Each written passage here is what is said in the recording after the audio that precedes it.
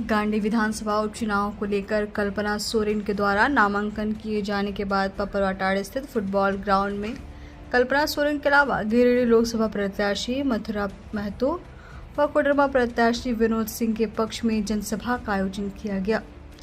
जनसभा में तीनों प्रत्याशियों के अलावा देशोम गुरु शिबू सोरेन, सीएम चंपाई सोरेन, मंत्री बसंत सोरेन, मंत्री बादल पत्रलेख, मंत्री आलमगीर आलम, मंत्री सत्यानंद भोक्ता, मंत्री मिथिलेश ठाकुर, मंत्री हफीजुल हसन, मंत्री बेबी देवी, राज्यसभा सांसद सरफराज अहमद, सदर विधायक सुदीप कुमार सोनू, पूर्व राज्यसभा सांसद महुआ मांझी, कांग्रेस के प्रदेश अध्यक्ष राजेश ठाकुर सहित ईडी गठबंधन के कई नेताओं ने शिरकत की।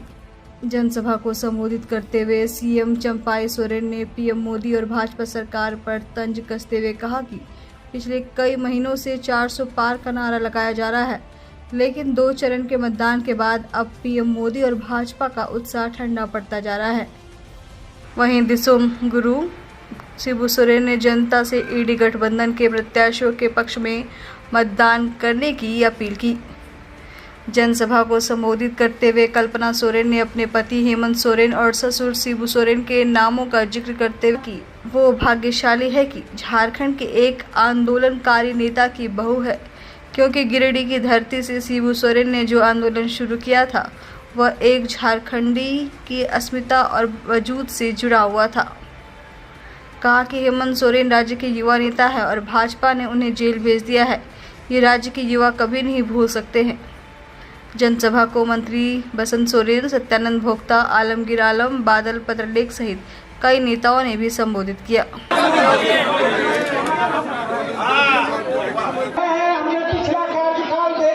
2 मिनट ये अपनी बातों को रखें। नेता आलमगीर आलम जी मंच पे मौजूद यहाँ पे मैं फिर से बधाई देना चाहता हूँ, जीत गया अपनी बधाई देना चाहता हूँ। ज्यादा समय नहीं लेते। एक नहीं अनेक योजना बनाने की काम किया और जो धरातल पर भी दिखाई दे रहा है, जिसका नतीजा आज हेमंत जी को पूरे देश में पार्लियामेंट का चुनाव भी होने जा रहा है और आज हमारे माननीय मुख्यमंत्री चंपाई सोरेन जी को उस काम को आगे बढ़ाने की दिशा में हर संभव प्रयास करेंगे। आज हम यही कहना चाहेंगे ये पूरा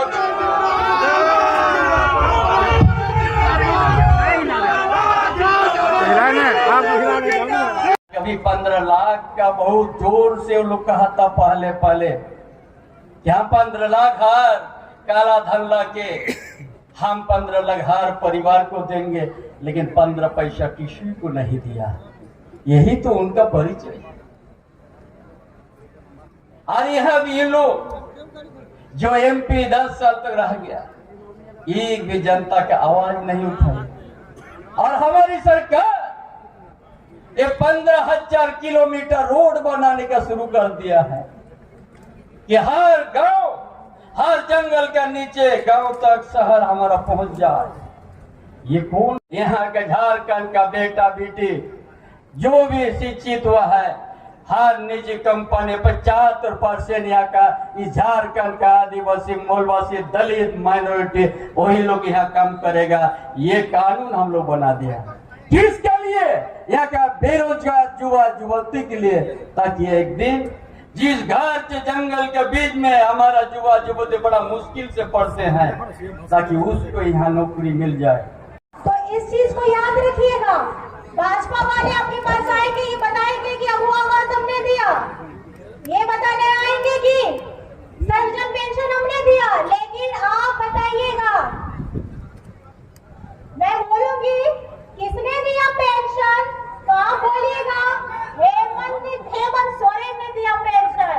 किसने दिया वो आवाज? तो हेमंत सोरेन ने। मकान बनाने का ताकत तो रखते नहीं है, लेकिन दूसरे के बनाए हुए मकान में अपना तख्ता पलट बदल करके ये काम करना बहुत बखूबी जानते हैं।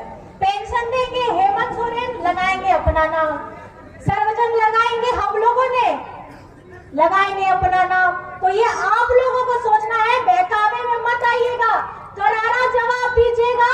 आपके अपने हक की लड़ाई है और जिसने काम किया है आप उसको वोट करिए। इस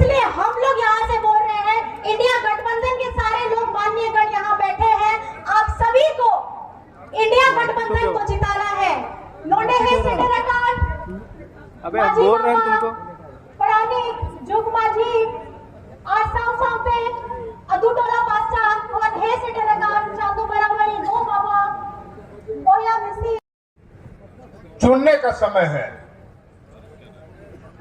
हमें आने वाले